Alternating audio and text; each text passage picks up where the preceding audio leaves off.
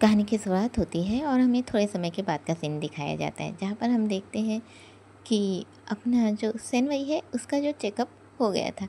अभी उसे चेकअप करने के बाद वहाँ से बाहर निकाल दिया गया था। जैसे ही वो बाहर निकलता है, बाहर निकलते ही अभी भी वो उसी ड्रेस कोड में था, जो ड्रेस उसे पहनाया गया था। वो बस उसके वो जो मशीन है उसके अंदर से बाहर निकलता है। अब वो बाहर निकलता है, उसके बाद उसे उसका ड्रेस दिया जाता है। वो चेंज करने के लिए चला जाता है। अब वो जैसे ही चेंज करने के लिए जाता है, चेंज करने के बाद फिर थोड़ी ही देर में बाहर आ जाता है। जब वो बाहर आता है तो अपने येलेन की ओर देखता है। येलेन जो इधर से उधर चला जा रहा था, फिर उसकी नज़र जाती है अपने सेनवई पर। अभी जैसे ही उसकी नज़र सेनवई पर जाती है, वो सेनवई को देखता है, फिर उसके पास चला जाता है और कहता है, क्या तुम ठीक हो?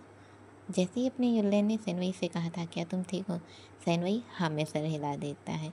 अब जो उन लोग अपने सेनवई का चेकअप किए थे, उन लोग कहते हैं कि अब उन लोग आते हैं और कहते हैं चलिए हम आपको बता देते हैं। वैसे ही कहते हैं और फिर अब उसे डॉक्टर के पास ले जाया जाता है।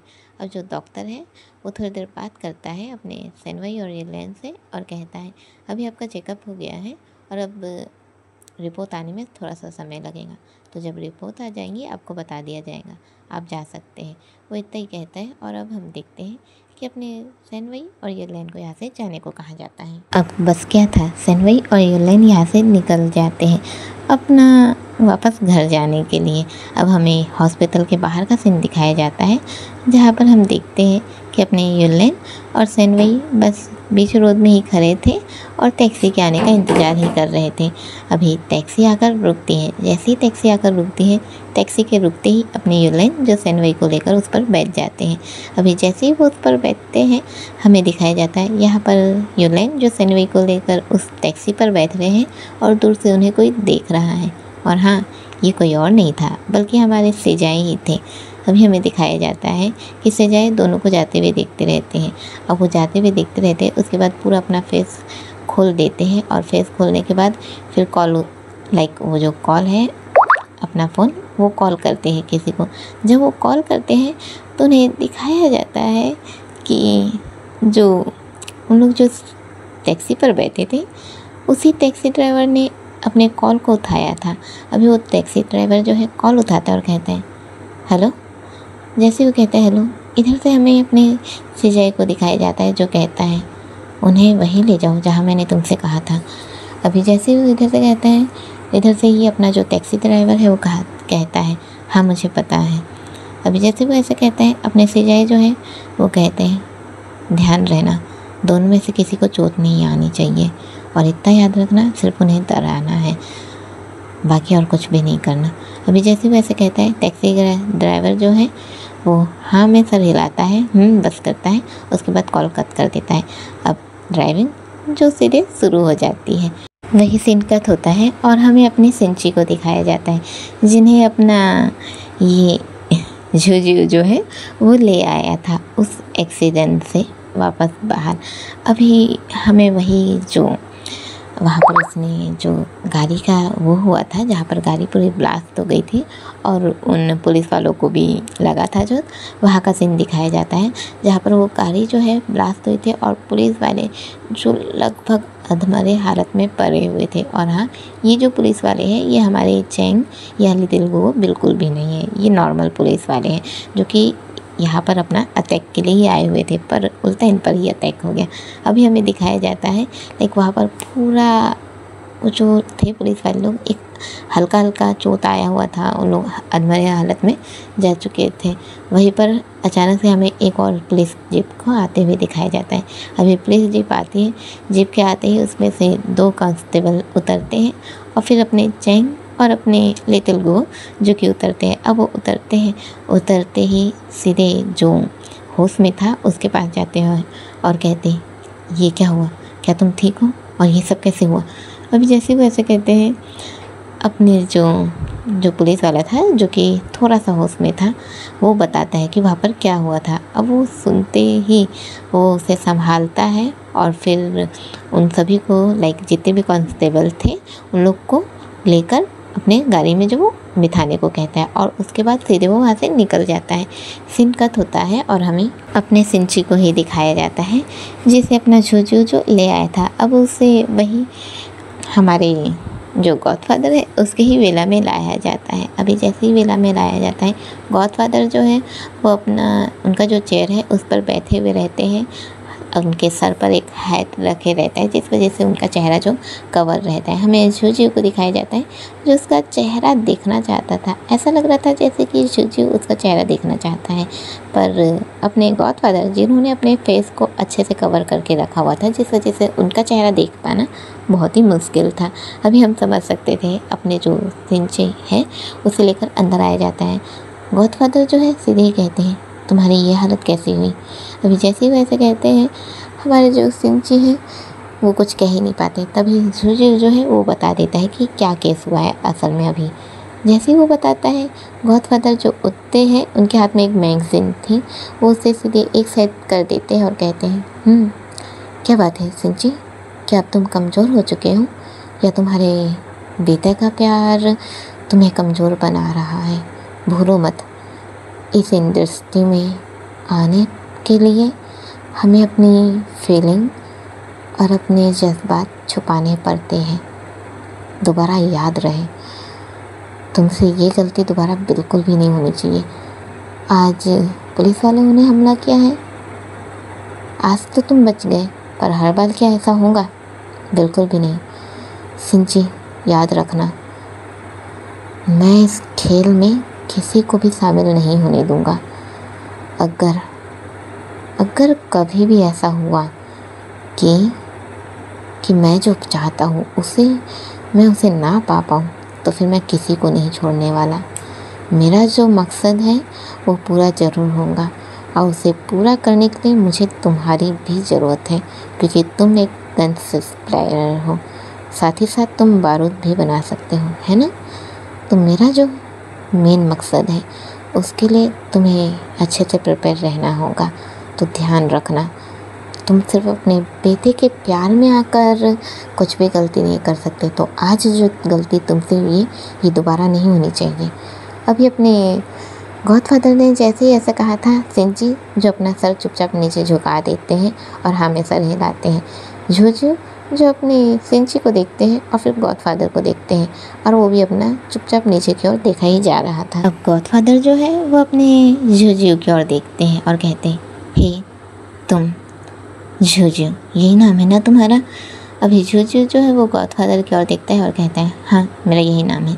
अभी जैसे वैसे कहता है, गॉडफादर जो एक हल्के कदमों से एक के बाद एक कदम बढ़ाते हुए अपने झुझु तक पहुंचते हैं। झुझु जो स्टिल खड़ा हुआ था और अपने गॉडफादर को देखा जा रहा था। गॉडफादर जो उसका जो चिन्ह होता है उस पर अपनी उंगली रखते हैं और उसे अपने ऊपर ऐसे हल्का सा ऊपर उठाते हैं।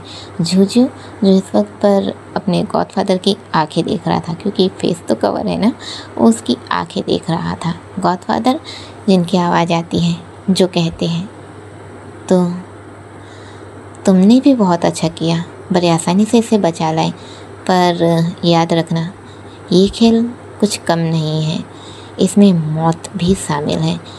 तो अगर अपनी आत्माओं को बेच सकते हो तो इसमें जारी रहना, ठीक है?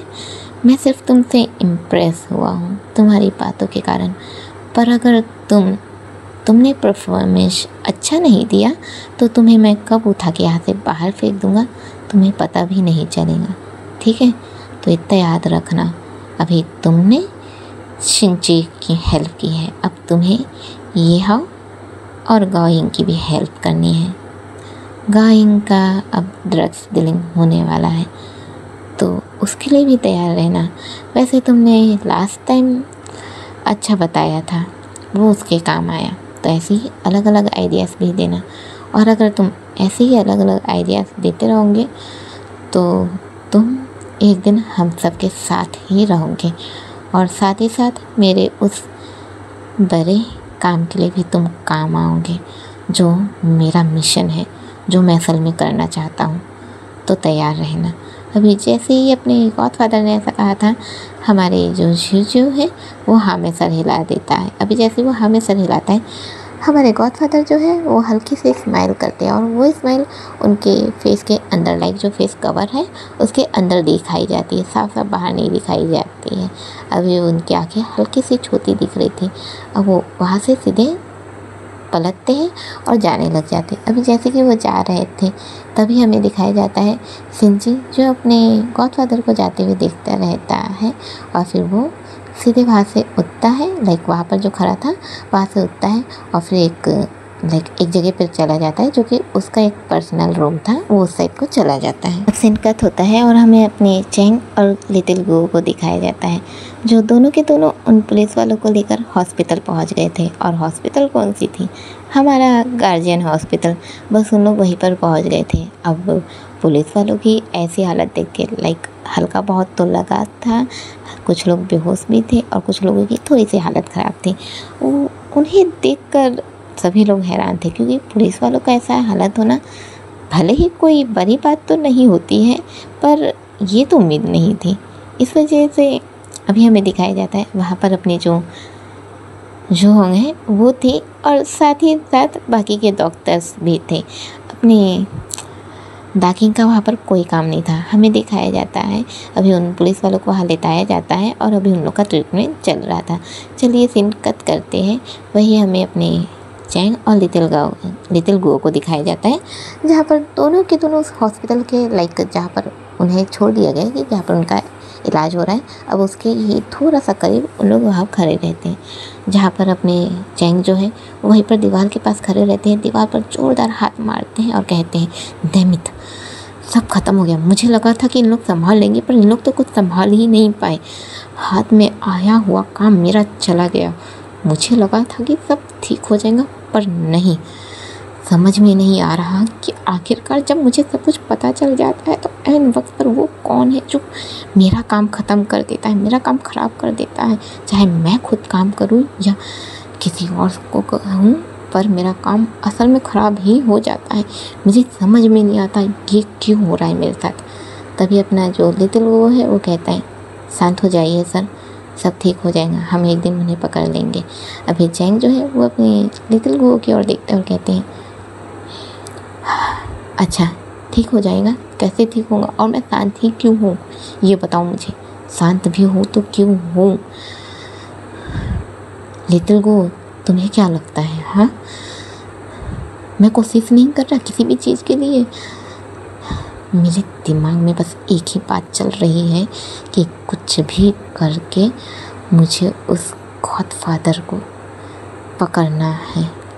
उसके मंसूबों में कभी भी उसे मैं कामयाब नहीं होने दे सकता, चाहे वो ड्रग्स डीलिंग हो, हथियार की डीलिंग हो या फिर लोगों से पैसे वसूल करने की। तुम्हें याद है वो चिट्ठी जिसमें उस लड़की ने अपनी जान खोई थी, अपना पास रखा था? क्या तुम्हें याद है? उस चिट्ठी को तुमने ही पढ़ा था ना, याद भी है तुम्हें?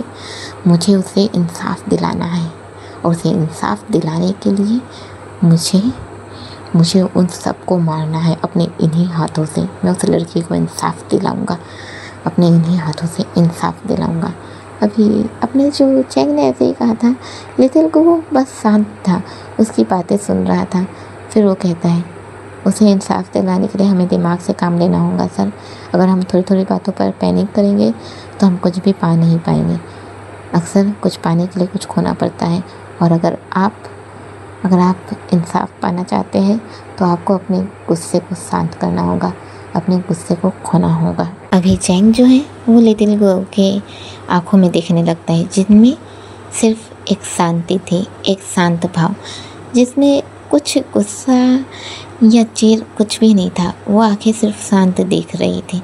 उन शांत आँखों को देखकर अपना चैंग जो शांत हो जाता है और लिटिल गो को देखने लगता है। अब लिटिल गो जो कहता है बैठ जाइए सर, वैसे ही कहता है और फिर यहाँ से चला जाता है। अपना चैंग जो चुपचाप बैठ जाता है वो सिर्फ अपने लिटिल गो की आंखों को देखकर ही शांत हो गया था। वो चुपचाप बैठ जाता है। थोड़ी देर में लिटिल गो आता है और फिर उसके जस्ट बगल में बैठता है और फिर कहता है कॉफ़ी पियेंगे आप? जैसे वो कहता है अपना चैंग जो लिटिल गो के तरफ देखने लगता है। अभी जैसे वो उसकी तरफ देखने लगता है, लेकिन वो जो अपना कॉफ़ी उसे ऑफ़र करता है। अब उसके पास 2 कॉफ़ी थी, जिनमें से एक कॉफ़ी वो उसे दे देता है। जैन जो उसके हाथ से कॉफ़ी को ले लेता है और फिर उसका जो ये ढक्कन वाली कॉफ़ी थी तो उसे खोलता है और फिर 1 सिप लेता है। 1 सिप लेता है और फिर अपने लिटिल गो की ओर देखने लगता है। अब लिटिल गो जो कहना शुरू करता है, मैं जानता हूँ कि हम जो चाहते हैं वो हमें कभी नहीं मिलता। मैं भी चाहता हूँ कि मैं उसे सज़ा दूँ, गॉडफादर को सज़ा दूँ, क्योंकि मैं आज तक नहीं भूला मेरे फादर की मौत कैसे हुई थी। पर अगर मैं हमेशा पैनिक करता रहूँगा तो मैं कभी भी उसे सज़ा नहीं दे पाऊँगा। कुछ चीज़ें शांति से नहीं होती, कुछ चीज़ों के लिए हमें पैनिक करना या गुस्सा करना ज़रूरी होता है, पर कुछ चीज़ों के लिए हमें शांत रहना भी ज़रूरी है। अगर हम शांत रहेंगे तो ज़्यादा अच्छे से हम अपना दिमाग का इस्तेमाल कर सकते हैं और अच्छे से उसे पकड़ सकते हैं। मैं जानता हूँ कि उसने मेरे फादर को मारा है और मैं उसे मारना चाहता हूँ, पर मेरे लिए सिर्फ ये बात नहीं है कि उसने मेरे फादर को मारा है। मेरा मानना है कि कोई अगर इस दुनिया में आया है तो एक बार वो ज़रूर जाएगा, पर मैं असल में उसे सिर्फ इसलिए नहीं मारना चाहता हूँ या इसीलिए उसे सज़ा नहीं देना चाहता हूँ, बल्कि उसे सज़ा तो मैं इसलिए देना चाहता हूँ क्योंकि उसने सिर्फ मेरे साथ ही बुरा नहीं किया है, बल्कि पता नहीं कितनों के साथ बुरा किया है।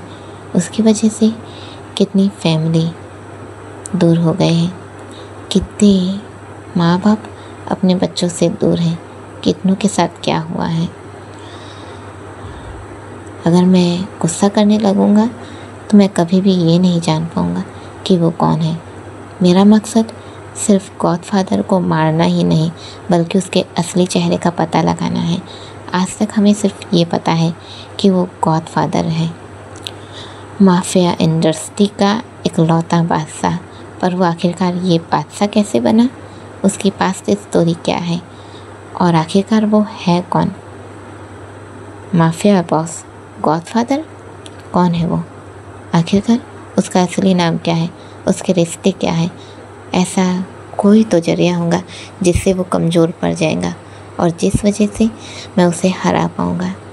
मैं बस यही जानना चाहता हूँ और ये सब जाने बिना मैं उसे हरा कभी नहीं पाऊँगा, क्योंकि चाहे कोई कितना भी पत्थर दिल क्यों ना हो जाए, उसके पास एक सॉफ्ट दिल ज़रूर होता है जो कि उसके किसी फैमिली मेम्बर से जुड़ा हुआ रहता है। बस मुझे यही पता करना है और जैसे ही ये पता लग गया मैं उसे नहीं छोड़ने वाला। मैं उसे हर एक चीज़ की सज़ा दूंगा जो मुझे मेरे फादर को खोने के बाद हुआ और जो हर एक इंसान को अपनी फैमिली से दूर होने पर होता है। लेन कट होता है और हमें अपने लेन को दिखाया जाता है। लेन जो इस वक्त पर अपने घर पर बैठा हुआ था, उसका रियल घर जहाँ पर उसे जाना भी पसंद नहीं है, वो उसी घर में बैठा हुआ था। सामने में उसके दादाजी बैठे हुए थे, वो बस नीचे में ही ज़मीन पर बैठा हुआ था। उसके दादाजी जो कि बहुत ज़्यादा एज हो गई है उनकी, और वो इस वक्त पर एक चेयर पर बैठे हुए हैं। उनके जो शरीर की हड्डी हल्की हल्की नज़र आ रही थी, ऐसा लग रहा था जैसे शरीर पर ना मांस का पतला परत चढ़ा हो। वो उन्हें देखा जा रहा था। अभी वो चुपचाप बैठा रहता है, उसके हाथ में एक बॉल रहता है जिस पर से वो खाना निकाल कर उन्हें खिला रहा था। अभी वो उन्हें खिला रहा था। अब जैसे कि 1 बाइट खिलाता है, वो जो है उसके दादाजी, वो चुपचाप खाते हैं और फिर कहते हैं, लेंजिन मेरे बच्चे, बेटा कैसे हो गए हो, तुम्हारी तुम कमज़ोर दिख रहे हो लेंजिन, खाते क्यों नहीं हो बेटा। लेंजिन जिसकी आंखों में हल्की सी आंसू आ जाते हैं, वो अपने आंसुओं को स्वाइप करता है और फिर कहता है, नहीं दादाजी मैं खाता तो अच्छे से हूँ, बस आप अच्छे से नहीं खाते, आप अच्छे से खाइए। अभी जो दादाजी है वो बस एक बाइट फिर से लेते हैं और उसे थोड़ी देर खाते हैं। उस खाने को भी खाने में वो थोड़ा सा समय लगा रहे थे। थोड़ी देर उसे खाते हैं और फिर उसे अंदर लेते हुए बस हाँ में सर हिला देते। अभी जैसे ही उन्होंने हाँ में सर हिला दिया था, अपना लेंजिन धीरे धीरे उन्हें खिलाने लगता है। अब धीरे धीरे खिलाने के बाद वो उठता है, उन्हें जो चेयर पर वो बैठे हुए थे उन्हें खुद से संभालते हुए वॉशरूम तक ले जाता है। वॉशरूम तक ले जाता है, फिर उनके फेस को साफ़ करता है, पानी से हल्का हल्का साफ़ करता है। जब खिला रहा था उस दौरान उनके कपड़े हल्के से ख़राब हुए थे और गर्दन साइड भी गिर गया था थोड़ा सा खाना, जिसे वो अच्छे से साफ़ करता है। अच्छे से साफ़ करने के बाद उन्हें अच्छे से संभालते हुए बेड तक लाता है, बेड में लेता आता है और फिर उनके ऊपर ना वो जो कंबल रहता है उसे डाल देता है। कंबल को डालने के बाद कहता है, दादाजी आप आराम कीजिए, मैं जा रहा हूँ। अभी जो दादाजी है वो ऐसे इशारा करते हैं कि मेरे पास आओ। लिंजिन जो थोड़ा सा नीचे आता है, अभी जैसे वो नीचे आता है दादाजी उसको थोड़ा सा उठने की कोशिश करते हैं। उनमें जान नहीं थी कि वो ठीक से उठ भी पाए, पर वो थोड़ा सा उठने की कोशिश करते हैं। लिंजिन हैरान था कि उसके दादाजी क्या कर रहे हैं। अब उसके अपने दोनों हाथों से उसके सर को पकड़ते हैं, सर को पकड़ के उसके फोरहेड पर हल्की सी किस करते हैं और फिर चुपचाप वहीं पर लेट जाते हैं। लिंजिन अब फाइनली उसकी आंखों से जो हल्की सी आंसू आई थी, फाइनली उसकी आंखों से आंसू आने लगते हैं। वो अपना चुपचाप रूम से बाहर निकल जाता है। अब वो रूम से बाहर निकलता है, सीधे अपने रूम की ओर जाता है। रूम की ओर जाता है, जाकर बैठ जाता है। बैठते ही उसकी आंखें जो लगातार आंसू बहाए जा रही थी, वो अपने दादाजी को याद करता है कि अब उसके दादाजी की हालत कैसी हो गई है। वो खुद भी अपने दादाजी पर क्या खुद से ठीक से ध्यान नहीं दे रहा है। वो इस वक्त पर अपने इस दादाजी की इस हालत की जिम्मेदार वो खुद को मान रहा था कि वही अपने दादाजी का ठीक से ख्याल नहीं दे रहा है। अब उसे लगने लगा था कि क्या ये सब के पीछे उसका हाथ है, क्या ये उसकी गलती है कि उसने ही अपने दादाजी पर ध्यान नहीं दिया है। वो बहुत सारी चीज़ें सोच रहा था और सोचते सोचते अब उसकी आंखें जो लगातार भर चुकी थी, अब उनमें से जैसे मोतियाँ गिर रहे थे। उसके पास अपने डाकिंग का फ़ोन नंबर था, जिसे वो अपने हाथ से निकालता है, उसे देखने लगता है। अब देखने लगता है, देखने के बाद फाइनली वो डाकिंग को कॉल करता है। एक रिंग जाती है, 2 रिंग जाती हैं। हमें अपने डाकिंग को दिखाया जाता है जो इस वक्त पर वॉशरूम में था और अपने फेस को क्लीन कर रहा था।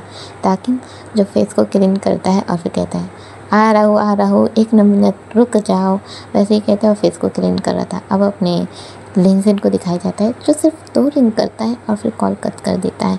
कॉल कट करके कहता है, नहीं, मैं किसी और को कैसे परेशान कर सकता हूँ, ये मेरी प्रॉब्लम है, मैं किसी और को परेशान नहीं कर सकता, वैसे ही कहता है। और फिर चुपचाप अपने फ़ोन को साइड रख देता है और फ़ोन को लॉक कर देता है। ये नहीं कि स्विच ऑफ किया उसने फ़ोन को लॉक किया है। अब वो फ़ोन को लॉक कर देता है, फिर अपने दादाजी की हालत को सोचते रहता है। और उस समय पर जब जैसे ही उसके दादाजी ने ये कहा था कि तुम खाते पीते नहीं हो बेटा, उस वक्त पर उसकी आंखों में आंसू सिर्फ इसलिए आए थे क्योंकि वो ज़्यादातर अपने दादाजी की वॉइस भी नहीं सुन पाता है, क्योंकि उसके दादाजी को बोलने में ही इतनी परेशानी होती है कि वो बोल भी नहीं पाते, जिस वजह से वो अपने दादाजी की वॉइस नहीं सुन पाता। और वो इस घर में आता भी है तो सिर्फ और सिर्फ अपने दादाजी के लिए, बाकी उसे अपने मम्मी पापा से कोई लेना देना ही नहीं है। अब हमें अपने डाकिंग को दिखाया जाता है जो वॉशरूम से फेस धोकर बाहर आ गया था। टॉवेल उसके हाथ पर था, चेहरे को हल्का हल्का थपथपाते हुए, साफ़ करते हुए वो फ़ोन के पास आता है और फिर फ़ोन को स्क्रीन को देखता है जहाँ पर साफ साफ लिंजिन का नाम लिखा हुआ था। अब आप सभी ये सोचेंगे कि अपने डाकिन ने लिंजिन को नंबर दिया था, लिंजिन ने डाकिन को नहीं, तो उसका नाम कैसे आ सकता है। तो ट्रूथ कॉलर नामक एक ऐप भी होता है दोस्तों, जहाँ पर कोई किसी का भी नाम छप जाता है अगर कोई भी हमें कॉल करे तो। बस क्या था, अपना डाकिंग जो वो नाम देखता है क्योंकि वो अपना ट्रूथ कॉलर को यूज़ करता है, अभी हमें दिखाया जाता है। और हाँ, ये जो ट्रूथ कॉलर है ये चाइनीज़ वर्जन पे है, तो हमें दिखाया जाता है कि वो बस ये नाम पढ़ता है और नाम पढ़ते ही फिर कहता है, ओह तो फाइनली कॉल आ गया। अभी वो ऐसे ही कहता है, उसके बाद फिर एक जो वहाँ पर उसका एक सोफ़ा लगे रहता है उस पर जाकर बैठ जाता है और फिर कॉल लगाता है। लिंजिन जो चुपचाप बैठा हुआ था, उसकी आंखों के आंसू इस वक्त पर रुक नहीं रहे थे। जैसे ही उसे कॉल की आवाज़ आती है, रिंगटोन बजती है। रिंगटोन के बजते ही वो अपने फ़ोन की ओर देखने लगता है। फ़ोन की ओर देखता है, समझ जाता है कि कॉल किसका है। वो समझ जाता है, समझते ही अब वो फ़ोन को लेता है, थोड़ी देर फ़ोन को घूरने लगता है। फ़ोन उठाए ना उठाए उसकी कुछ समझ में नहीं आ रहा था, वो बस इस वक्त पर अपने फ़ोन को घुरा ही जा रहा था। अब फाइनली 2 से 3 रिंग के बाद अपना लिंजिन जो कॉल को अटेंड कर लेता है। कॉल को जैसे ही अटेंड करता है, अटेंड करने के बाद फिर कहता है हाँ हेलो। अभी जैसे ही कहता है, अपना दाकिंग जो है वो कहता है तो कौन सी दिल्ली में रहते हो जो इतना समय लग गया तुम्हें कॉल उठाने में। अभी लिंजिन जो है हल्के से स्माइल करता है और कहता है नहीं, मैं बस थोड़ा सा बिजी था।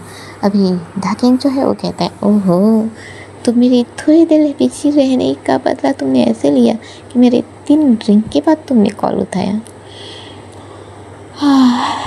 ठीक है, बदला अच्छा ले लेते हो तुम। वैसे कॉल क्यों किया तुमने? हमारे लिंजिन जो है वो कहते हैं नहीं, ये तो बस मैंने गलती से कर दिया था, माफ़ करना। अभी जैसे ही अपने लिंजिन ने ऐसे कहा था, अपने दाकिंग कहते ओह, तो गलती से कॉल भी 2 रिंग में जाती हैं।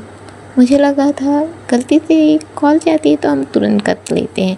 अभी लिंजिन जो है वो कहता है मुझे माफ़ करना, ये बस एक गलती थी। अपने दाकिंग कहते ओह रियली, गलती थी तो तुम ये गलती हमेशा कर सकते हो, मुझे तुम्हारी ये गलती अच्छी लगी। अभी लिंजिन जो स्माइल करता है और फिर कहता है क्या मतलब? हमारे दाकिंग कहते हैं नहीं कुछ नहीं, तुम भोले लगते हो मुझे। हमारे लिंजिन कहते हैं मतलब? अब भी हमारे लिंजिन नहीं समझ पाए थे, पर अपना दाकिंग जो है वो स्माइल करता है और फिर कहते हैं अच्छा तो बताओ, तुम क्या कल भी आओगे मेरे साथ कॉफ़ी एंजॉय करने के लिए? अभी लिंजिन जो है वो कहता है कॉफ़ी नहीं, मुझे ज़्यादातर चाय पीना पसंद है। अभी जैसे ही वैसे कहता है, हमारे लिंजिन कैसा कहती, दाकिंग कहते ओह, और मुझे लग रहा था तुम्हें कॉफ़ी पसंद है। लिंजिन कहता है नहीं, असल में मुझे कॉफ़ी ही पसंद है, पर चाय तो मैं अपने दोस्त के साथ पीता हूँ। अभी अपना दाकिंग जो है वो कहता है तुम्हारा दोस्त, वो जो तुम्हारे साथ उस दिन आया हुआ था? हमारे लिंजिन कहते हैं हाँ वही जो उस दिन आया हुआ था। अभी जो दाकिंग है वो कहता है तो उसकी अपडेट क्या है? अभी जो लिंजिन है वो बताता है कि अभी वो अपने दोस्त के साथ है, लाइक अपने पार्टनर के साथ है। अभी जैसे ही वैसे कहते हैं, दाकिंग कहता है पार्टनर क्या मतलब है तुम्हारा? अभी जैसे ही वैसे कहता है तो वो बताता है कि उसका रिश्ता अपने सेनवई के साथ है, तो वो उसी के साथ है। अभी जैसे ही वैसा कहता है, दाकिंग कहता है तो क्या तुम्हें इस रिश्ते से कोई परेशानी नहीं है? हमारे लिंजिन कहते हैं नहीं, मुझे कोई परेशानी नहीं है, मेरा दोस्त जिस चीज़ में खुश रहेगा मैं उसी चीज़ में खुश रहूँगा।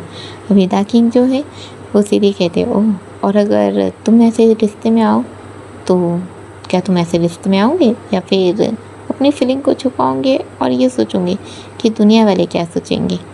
अभी जैसे ही वैसा कहता है, हमारे लिंजिन कहते हैं नहीं, मैं अपनी फीलिंग को नहीं छुपाने वाला, पर मुझे छुपाना भी होगा क्योंकि ये ज़रूरी नहीं है ना कि मैं जिसे पसंद करूँ वो भी मुझे पसंद करे। इसलिए जब तक कि मैं जिसे पसंद करता हूँ वो मुझसे अपनी फीलिंग ना कह दे, मैं तब तक के उससे अपनी फीलिंग कभी नहीं कह पाऊँगा। दाकिंग कहते अच्छा, और अगर उसकी भी सोच यही निकली कि तुम उसे पसंद नहीं करोगे तो कैसे होगा? तो क्या तब तक के तुम जिसे चाहते हो उसे पा भी पाओगे या फिर वो इंसान तुम्हें कभी पा पाएगा? लिंजिन कहता है वैसे हम इस बहस में क्यों लग गए? खैर, क्या तुमने खाना खा लिया? हमारे दाकिंग कहते हैं नहीं, बस मैं खाने की तैयारी ही तो करने जा रहा था, तभी तुम्हारा कॉल आया तो मैंने सोचा कि क्यों ना थोड़ी देर गुफ्तगू कर लूँ। अभी अपने लिंजिन जो है हल्के से स्माइल करते हैं और फिर कहते हैं ओके, तो तुम खाना वाना खा लो, मैं भी अपने खाने के लिए चला जाता हूँ। वैसे ही कहता है और कॉल कट कर देता है।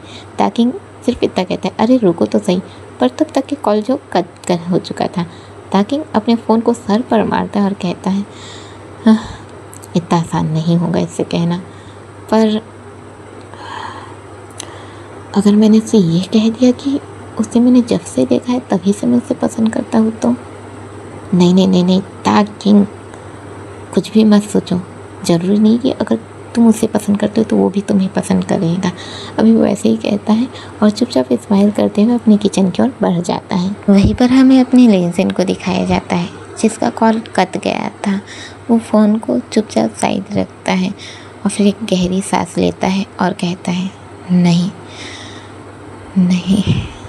दाकिंग मैं तुम्हें कुछ नहीं बता सकता, कुछ भी नहीं, ना अपनी फीलिंग के बारे में, ना कुछ और, ना अपनी तकलीफ़ के बारे में।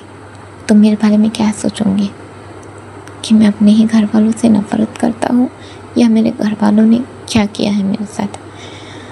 अगर मैंने तुम्हें बता दिया तो मुझे नहीं पता कि तुम्हारी क्या राय होगी या तुम मेरे बारे में क्या सोचोगे, और मैं तुम्हारी नफ़रत तो नहीं झेल पाऊँगा, बिल्कुल भी नहीं, किसी भी सूरत में नहीं। मुझे नहीं पता कि तुम मेरे बारे में क्या सोचते हो, पर मैं अपनी फीलिंग भी तुम्हारे सामने कभी नहीं रख सकता, कभी भी नहीं। अभी अपना लेनसिन जो है वो ऐसे ही कहता है और फिर चुपचाप वो किचन की ओर बढ़ जाता है। लाइक अपने रूम से निकला है और किचन की ओर चला जाता है। अब किचन की ओर जाता है, किचन में एक स्टाफ जो है लाइक जो कि खाना वाना बनाता है वही रहता है। वो कहता है आप आ गए सर, बताइए आपको क्या खाना है। लेनसिन कहता है नहीं, मैं खुद देख लूँगा, आप जाइए यहाँ से। अभी वो जो है वो कहता है ओके सर, मैं जा रहा हूँ। वो ऐसे ही कहता है और फिर चुपचाप चला जाता है। अब लेनसिन जैसे कि अपने लिए देखता रहता है कि उसे क्या बनाना है जिससे कि जल्दी बन जाए और नॉर्मल उसका पेट भर जाए। उसी के लिए सर्च करते रहता है। लाइक सर्च करना मतलब कि किचन में सामानों को देखना जिसमें से वो अपने लिए कुछ बना पाए, वो बस देखते रहता है। तभी थोड़ी देर में मिसेस लिन आ जाती है, मतलब कि अपने लेनसिन की मदर आ जाती है। अभी वो आती है अपने बालों को बांधते हुए ही और कहती है क्या कर रहे हो बेटा। लेनसिन बस उनकी ओर देखता है और फिर कोई जवाब ना देते हुए चुपचाप अपना वो देखते रहता है। अभी मिसेस लिन जो है वो आती है और कहती है अच्छा तो तुम्हें भूख लगी है। लेनसिन फिर से उनकी ओर एक बार देखता है और फिर कोई जवाब नहीं देता है। अब मिसेस लिन कहती है अच्छा भूख लगी है, जानती हूँ, तो क्यों ना तुम इसे खा लो। वो ऐसे ही कहती है और कहते हुए ही फ्रिज खोलती है। फ्रिज में से एक खाना निकालती है और उसे निकाल कर उसके सामने रख देती है और कहती है तुम्हारे लिए ये खाना अच्छा रहेगा। वैसे ही कहती है और चुपचाप यहाँ से निकल जाती है। हमें लेनसिन को दिखाया जाता है जो उस खाने को देखता है। खाना देखने में 2 दिन पुराना दिख रहा था, क्योंकि लाइक फ्रिज में भी हम अगर नॉर्मल 1 दिन के लिए भी खाना रख देते हैं तो उस खाने का कितना ज़्यादा ठंडा हो जाता है, और वो खाना देखने में 2 दिन पुराना लग रहा था। हमें दिखाया जाता है लेनसिन चुपचाप उस खाने को देखता है, फिर हल्के से स्माइल करता है और कहता है कभी कभी लगता है जैसे इस घर का बेटा ही नहीं हूँ। वो इतना ही कहता है और फिर हल्के से स्माइल करके उस खाने को लेता है, चुपचाप हॉल की ओर जाता है। हॉल की ओर जाता है और वही जो डाइनिंग टेबल था उस पर बैठता है और उस खाने का ना 1 स्पून लेता है, उसे बाइट लेता है। अब फ्रिज में खाना था, भले ख़राब नहीं होता है, पर उसका खाते ही समझ में आ रहा था कि उसको टाइम हो गया है करके, पर फिर भी अपना लेनसिन जो है उस खाने को चुपचाप खाया जा रहा था। उसकी आंखों से आंसू धीरे धीरे जो आ रहे थे। सीन कट होता है और हमें उस ड्राइवर को दिखाया जाता है जो स्टिल कार ड्राइविंग ही कर रहा था। अभी अपने सेनवई और युलेन जो दोनों के दोनों कार के अंदर ही बैठे हुए थे, दोनों एक दूसरे का हाथ पकड़े हुए थे और इस वक्त पर युलेन का ध्यान सेनवई पर था। सेनवई भी जो चुपचाप उसके कंधे पर ही अपना सर रखा हुआ था और दोनों एक दूसरे को ही देखे जा रहे थे। तभी थोड़ी ही देर में कार रुकती है। अभी जैसे ही कार रुकती है युलेन कहता है सेनवई उठो चलो, अंदर जाना है घर के। वैसे ही कहता है और दरवाज़ा खोलता है, पर जैसे ही वो दरवाज़ा खोलता है तो वो देखता है ये कैसी जगह है। वो जगह बहुत ही ज़्यादा अलग थी। लाइक उस जगह में हम देख सकते थे कि एक गैराज हो, जैसे बड़ा सा गैराज हमें दिखाया जाता है। अपना युलेन जो है सेनवई का हाथ पकड़ के बाहर निकलता है। अभी जैसे ही वो हाथ पकड़ के बाहर निकलता है, हाथ पकड़ के बाहर निकलते ही देखता है वहाँ पर लगभग 10 आदमी जो है वो आते हैं। लाइक 10 आदमी उन लोग के पास आते हैं।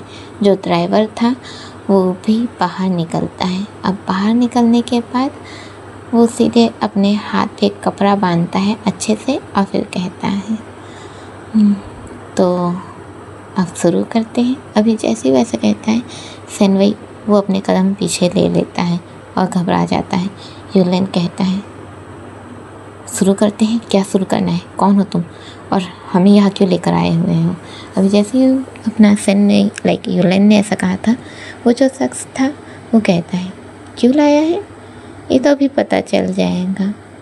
वो ऐसे ही कहता है और फिर सीधे सेनवई को अपनी ओर खींच लेता है। अब सेनवई तो सीधे उस शख्स की ओर चला गया था। उस शख्स की ओर जाते ही डायरेक्ट अपना युलेन चिल्लाता है हे। जैसे वो चिल्लाता है अपना सेनवई जो शख्स की ओर हो गया था वो अपने आप को बचाने की कोशिश करता है, पर वो शख्स जो है वो सेनवई को पीछे की ओर से पकड़ लेता है और कहता है मेरी पकड़ से बचना इतना भी आसान नहीं है। वो ऐसे ही कहता है और फिर उसके होठों पर अपना हाथ रख देता है, कस के उसे दबाए रहता है और बाकी के जो 10 लोग थे उनसे कहता है इसे अभी ख़त्म करो। जैसे ही वो ऐसा कहता है उन लोग सीधे अपने यूलेन के पास आ जाते हैं। सभी के हाथ में एक एक हॉकी स्टिक थी और अभी वो लोग जो है अपने यूलेन पे हमला करने लग जाते हैं। 10 के 10 एक साथ अपने यूलेन पर हमला करने आ जाते हैं। यूलेन जैसे उस पर वो हॉकी स्टिक लगने वाली रहती है उससे पहले ही वो जंप करके दूसरी ओर होता है और फिर उसे लात मारता है। अब दूसरा शख्स जो आता है वो थोड़ा सा नीचे होते हुए उसके पैर को थोड़ा सा ट्विस्ट करते हुए फिर उसे नीचे गिरा देता है। नीचे जैसे ही गिराता है उसका जो हॉकी स्टिक है वो उसके हाथ में आ जाता है। अभी जैसे ही वो उसके हाथ में आता है वो सभी को मारने लगता है। अभी जैसे कि वो सभी को मारने लगता है ये जो शख्स था वो सीधे ही कहता है हे रुक जाओ। अभी जैसे ही कहता है कि रुक जाओ अपना यूलेन जो उसकी ओर देखता है। अभी जैसे ही वो उसकी ओर देखता है ये जो शख्स था सैनवई के ऊपर चाकू रख देता है और कहता है रुक जाओ वरना इसका सर धड़ से अलग हो जाएगा। अभी यूलेन कहता है नहीं उसे कुछ नहीं करूँगी तुम दूर हटो उससे। अभी जैसे ही वो ऐसा कहता है अपने जो शख्स था वो कहता है बिल्कुल भी नहीं, मैं दूर नहीं हटने वाला, या तो तुम रुकोगे या तो इसे तुम खो दोगे। अभी जैसे ही वो ऐसा कहता है अपने यूलेन कहते हैं नहीं मैं रुक रहा हूँ पर उसे कुछ मत करना। अभी जैसे ही वो ऐसा कहता है वो जो शख्स है वो सैनवई को ऐसे धकेलता है पर जैसे ही वो धकेलता है उसके गर्दन पर हल्का सा चाकू लग जाता है। अभी जैसे ही हल्का सा चाकू लग जाता है चाकू के लगते ही हमें अपने सिजय को दिखाया जाता है जो एक रूम में बैठा हुआ था। उसके हाथ में फ़ोन था, वो कुछ वीडियो देख रहा था। अभी जैसे ही वो वीडियो देख रहा था डायरेक्ट उठ के बैठ जाता है और देखता है नहीं। अभी जैसे वो नहीं कहता है उसके बाद वो डायरेक्ट दूसरा फ़ोन उठाता है। दूसरा फ़ोन उठाता है कॉल करता है। जैसे ही वो कॉल करता है उस शख्स का फ़ोन बजने लगता है। अभी जैसे उस शख्स का फ़ोन बज रहा था वो शख्स कहता है हेलो। फ़ोन उठाता है और कहता है हेलो। अभी सिजय जो है वो सीधे कहते हैं मैंने तुमसे जो करने को मना किया था तुमने वही किया ना। अभी वो शख्स जो है वो कहता है तो आपको क्या लगता है उन्हें परेशान करना है तो ऐसे ही कर लूँगा मैं? बिल्कुल भी नहीं। उन लोगों को इस जगह से बाहर निकालने के लिए सबसे पहले मुझे उन लोगों को टॉर्चर भी तो करना होगा। अभी वो जैसे ऐसा कहता है हमारे सिजय जो है सीधे कहते हैं तुम्हें उससे चोट बिल्कुल भी नहीं पहुंचाना चाहिए था। वैसे ही कहता है और सीधे कहता है अभी गन निकालो और ख़ुद को शूट करो। वो जो शख्स है कहता है बिल्कुल भी नहीं। सिजय कहता है अभी शूट करो वरना। अभी वो जो शख्स है मना करता है। सिजय कहता है अच्छा तो ठीक है। वैसे ही कहता है और डायरेक्ट एक बटन दबा देता है। अभी जैसे ही वो बटन दबाता है बटन दबाते ही अचानक से अपना जो सैनवई है वो यूलेन की ओर जैसे ही गिरा था उसी वक्त पर हमारे जो शख्स था उसके पेट से कुछ कुरकुर जैसे कुछ आवाज़ आने लगती है। कुरकुर जैसे आवाज़ आती है और डायरेक्ट भम वो इंसान जो चित्रों में बत जाता है। अभी जैसे ही वो इंसान चित्रों में बतता है उसके चित्रों में बतते ही सैनवई ये जैसे ही देखता है वो काँप सा जाता है, यूलेन की बाहों में गिर जाता है। डायरेक्ट यूलेन की बाहों में गिरा था और वो काँप चुका था।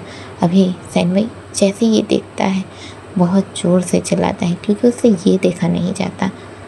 वो बहुत ज़ोर से चिल्लाता है। अभी जैसे वो चिल्लाता है उसका वो जो दर्द था वो फिर से शुरू हो जाता है। वो अपने चेस्ट टाइट को पकड़ लेता है। उसके लिए दर्द अभी बर्दाश्त नहीं हो रहा था। वो उस दर्द को भी बर्दाश्त नहीं कर पा रहा था। सांसें जो उसे लेने में प्रॉब्लम हो रही थी वो ठीक से सांस भी नहीं ले पा रहा था। हल्की हल्की खांसी आ रही थी। उसी वक्त पर बाकी के जो जितने भी शख्स थे जिन्हें अपना यूलेन जो मार रहा था वो शख्स लोग वो धीरे धीरे अपना जो हॉकी स्टिक था उसे फेंकते हैं और वहाँ से भागने लगते हैं। अभी जैसे उन लोग वहाँ से भागने लगते हैं यूलेन उन लोग को देखता है। वो लोग जो डरते हुए यहाँ से भाग गए थे और उन लोग इसलिए भागे हैं क्योंकि उस शख्स का उन लोगों ने ऐसी हालत देखे हैं। अभी यूलेन जो उन लोग को भागते हुए देखता है और फिर सैनवई को अच्छे से गोद में कैरी करता है लाइक प्रिंसेस स्टाइल में। प्रिंसेस स्टाइल में कैरी करता है और फिर उसे लेकर बाहर निकलता है। वो जो कारखाना जैसा एरिया था वो उससे बाहर निकलता है। जब वो उससे बाहर निकलता है तो बाहर निकलते ही रोड की स्ट्रीट लाइट जो रहती है, रात हो चुकी थी जिस वजह से स्ट्रीट लाइट जो उसके चेहरे पर पड़ती है, जैसे उसके चेहरे पर पड़ती है उसका हम गुस्सा देख सकते थे। जो सेनवई की ऐसी हालत देखकर गुस्सा देख सकते थे हम। यूलिन सेनवई को कस के अपनी बाहों में भर लेता है, लाइक थोड़ा सा ऊपर उठाते हुए उसे हक करता है और फिर उसके और देखने लगता है।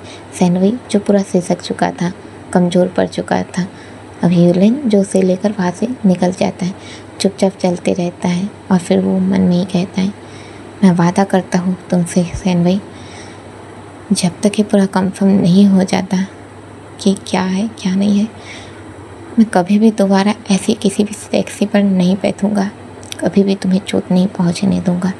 वैसे ही कहता है और चुपचाप यहाँ से निकल जाता है। सीन कट होता है और हमें अपने सेजाई को दिखाया जाता है। सेजाई जो अपने फ़ोन को साइड रखता है जिसमें वो वीडियो देख रहा था और फिर एक साइड में जाकर खड़ा होता है, फ़ोटो की ओर देखता है और कहता है, कुछ भी हो जाए दीदी, मैं उसे तो कभी कुछ भी नहीं होने दूँगा, कभी भी कुछ भी नहीं होने दूँगा। सेनवी के साथ कभी कुछ भी गलत नहीं हो सकता और उसे जो भी चोट पहुँचाएगा उसे मैं कभी भी जिंदा नहीं रहने दूँगा। मेरा सेनवी कभी भी किसी भी तकलीफ़ में नहीं जा सकता और अगर उसे किसी ने भी तकलीफ़ दी तो उसे मैं कभी भी नहीं छोड़ने वाला। वैसे ही कहता है और फिर वो उसी फ़ोटो को देखता है जिस फ़ोटो की ओर वो पहले भी देख रहा था, वही फ़ोटो जिसमें एक औरत थी और दूसरा शख्स जो न्यूली मैरिड का था और उसने अपने हाथों को क्रॉस रिंग करके रखा हुआ था। हमें उसी फ़ोटो को दिखाया जाता है। अभी वो जो शख्स लाइक अपना सेजाई है वो उस फ़ोटो को लाइक ऐसे कवर कर देता है। कवर करने के बाद उस रूम से बाहर निकल जाता है। रूम से बाहर निकलता है और बाहर निकलने के बाद सीधे अपने गॉडफादर के पास जाता है।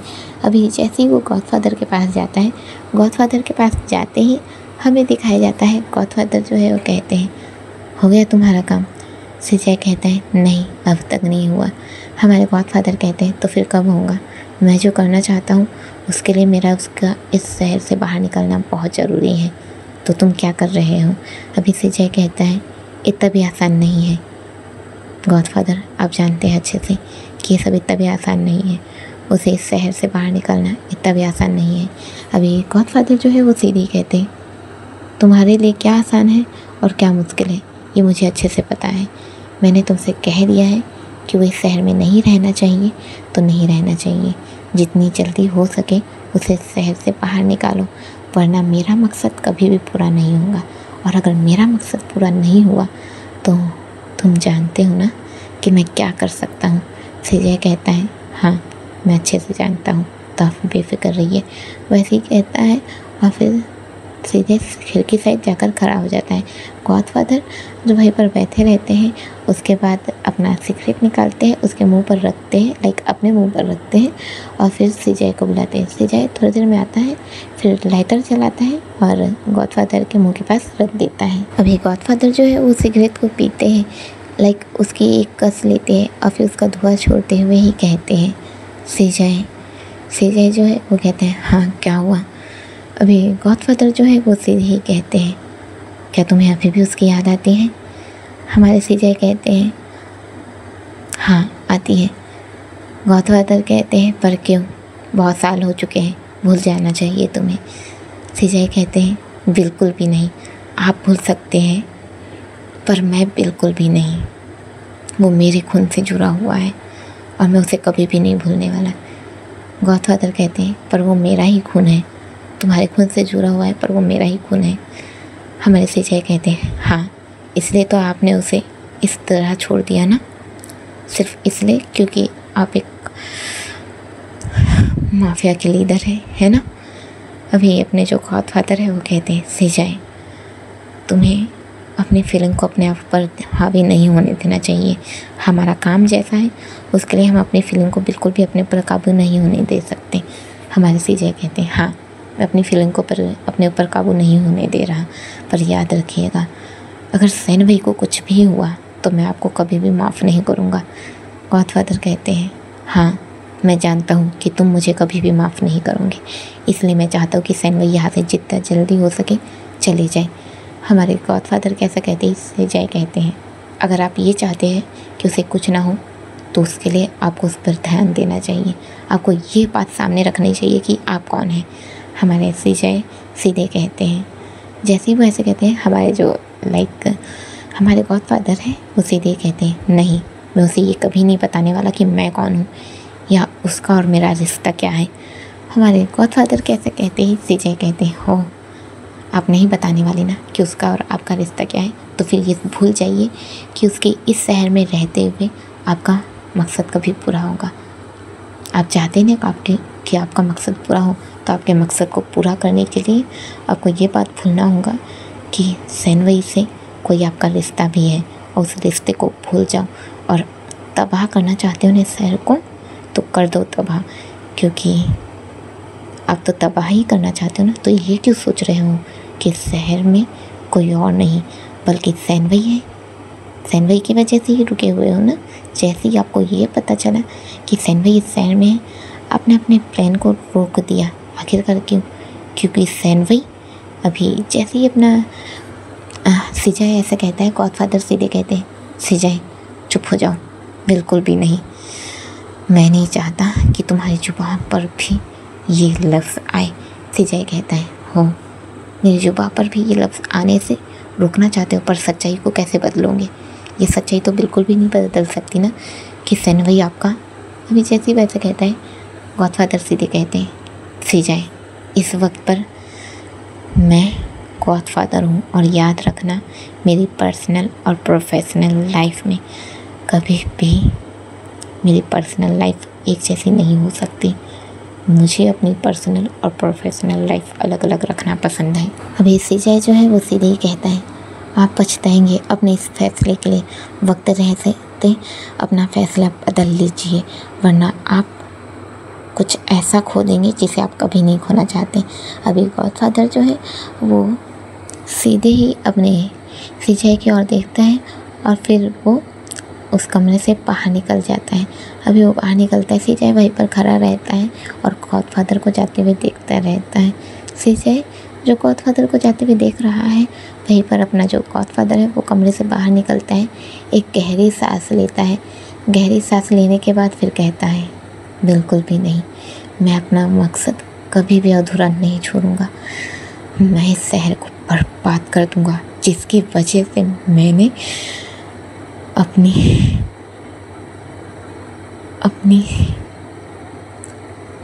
प्यार को खोया है। बर्बाद कर दूंगा जिसकी वजह से मेरा परिवार बिखरा है। बर्बाद कर दूंगा इस शहर को मैं। वैसे ही कहता है और फिर एक बड़े कदमों के साथ वहाँ से निकल जाता है। सीन कट होता है और हमें अपने यूलेन को दिखाया जाता है। यूलेन जो सैनवई को संभाल कर उसके घर ले आया था, अभी वो संभाल कर उसे उसके घर ले आता है और फिर उसे बिस्तर पर लेटा देता है। सैनवई की जो आंखें लग गई थी, यूलेन सैनवई को देखने लगता है, उसके हाथों को पकड़ लेता है। हाथों को पकड़ के सैनवई को देखते रहते हैं। सैनवई जिसकी आंखें खुली हुई थी, खुली नहीं बंद थी, और वो सो रहा था। अभी वो चुपचाप सो ही रहा था। धीरे धीरे वक्त बीतते जाता है, ऐसा वक्त कि रात गहरी होती जाती है और भी ज़्यादा गहरी। धीरे धीरे उसकी नींद गहरी हो रही थी, पर जैसे कि उसकी यादों में कुछ था। सैनवई जिसके हाथ अपने यूलेन के हाथों पर एकदम कस पकड़ लेती है।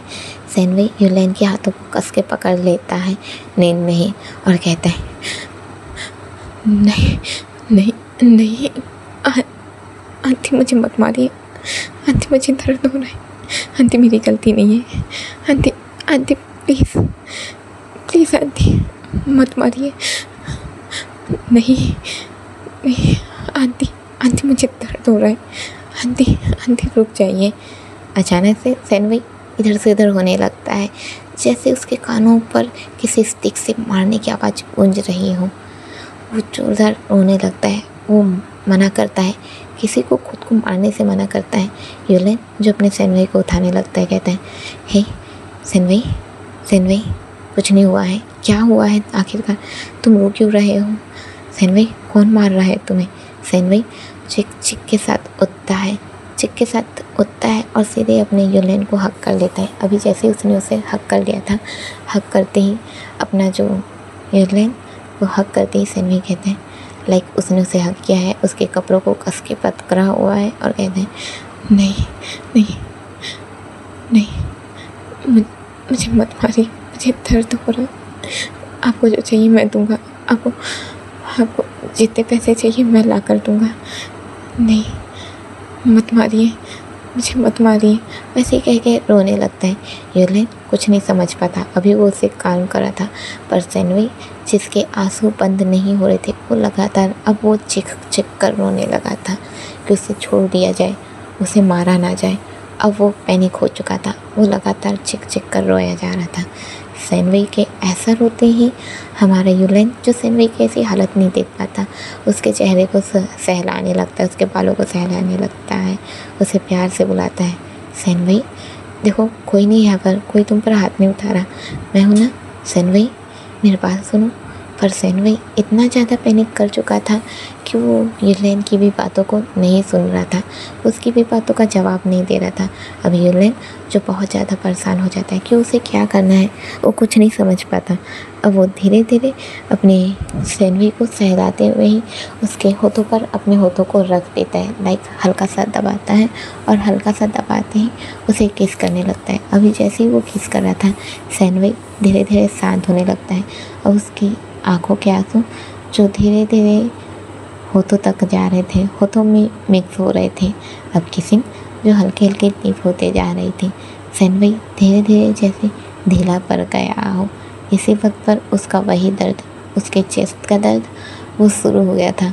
उस दर्द को बर्दाश्त कर रहा था और उस दर्द को बर्दाश्त करते करते ही वो अपने यूलेन को किस किया जा रहा था। यूलेन जो अपने सैनवी को किस कर रहा था, अभी वो जैसे कि किस कर रहा था, किस करते करते लगभग 5 मिनट के किस के बाद हमारा जो यूलेन है सैनवी को किस से छोड़ता है और फिर उसके नेक पर अपना चेहरा छुपा कर चुपचाप ऐसे ही रहते हैं। सैनवी बिल्कुल ही शांत हो जाता है, शांत होकर उसकी आंखें बस खुली हुई थी और बिल्कुल ही शांत था। अब यूलेन जो है उसके निक से अपना चेहरा हटाता है, सैनवी को देखने लगता है।